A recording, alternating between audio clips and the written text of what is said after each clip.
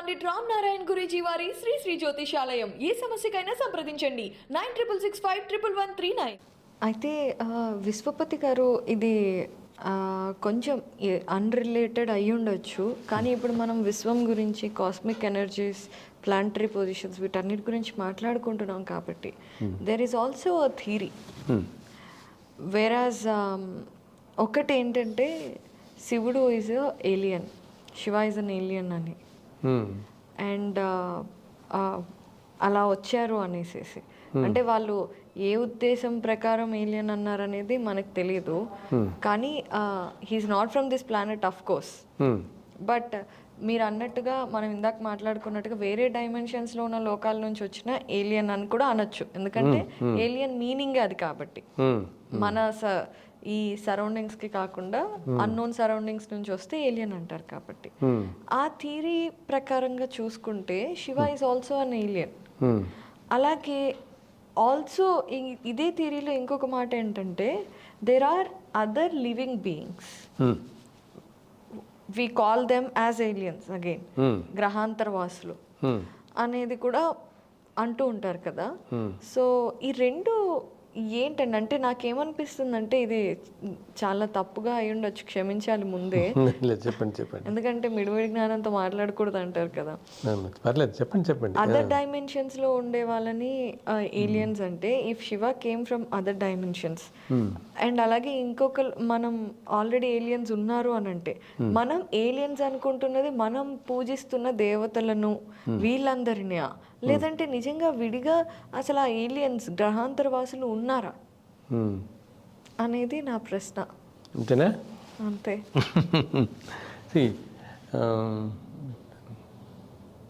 Aliens అనేది it is very recently coined word. అవునా?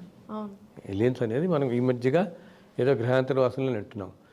వేరే మన పురాణాలు, మన శాస్త్రాలు కొన్ని వేల కోట్ల సంవత్సరాల క్రితం పెడితే ఎక్కడెక్కడ గ్రహాల్లో ఎవరుంటారు, ఎటువంటి వాళ్ళు ఉంటారో కూడా తెలుసు అందరికీ. ఇప్పుడు దేవతల్ని మనం ఏలియన్స్ అలా పేరు పెట్టకూడదు. ఓకే, దేవతల లోకాలు వేరు, ఈ లోకాలన్నీ వేరు. మనం మన ఒక సైన్స్కి కానీ, సైన్స్ అనే పనే కాదు, మన మానవ శక్తి, మాధవ శక్తికి మనకి కనపడి మన మేధస్సుతో మనం ఒక ఫ్రేమ్లోనే ఆలోచిస్తూ వీటన్నిటిని ఫిక్సప్ చేసుకుంటున్నాం.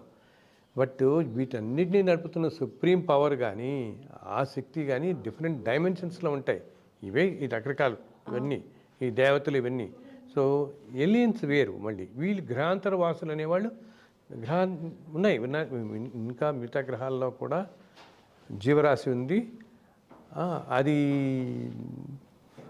డిఫరెంట్ రకాలు, ఒక్కొక్క ప్లానెట్లో ఒక జీవరాశి అసలు ఉంటుంది.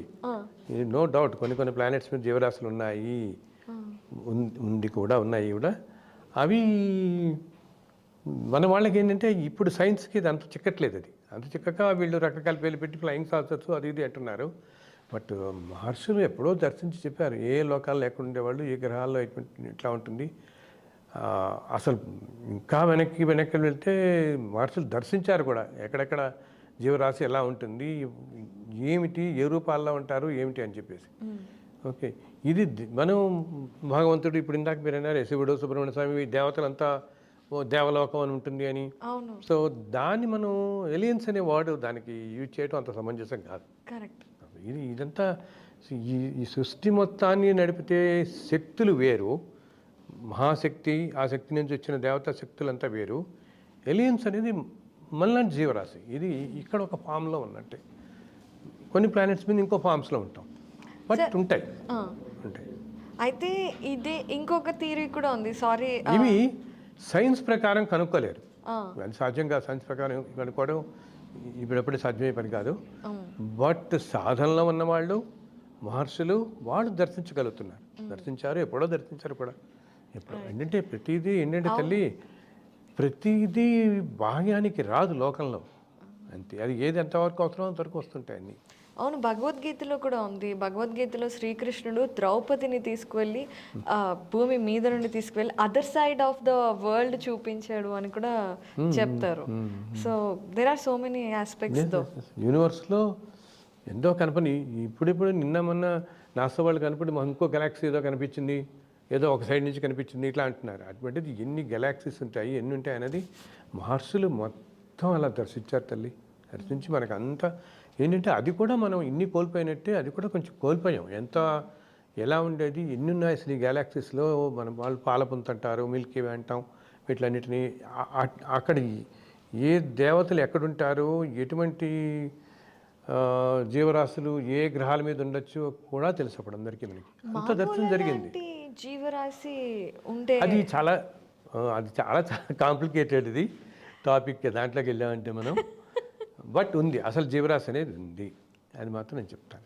మాకు మాలాంటి జీవరాశి ఉందా? మానవుల లాంటి జీవరాశి. ఓకే, మనం దీని గురించి తర్వాత ఎప్పుడైనా మాట్లాడుకుందాం.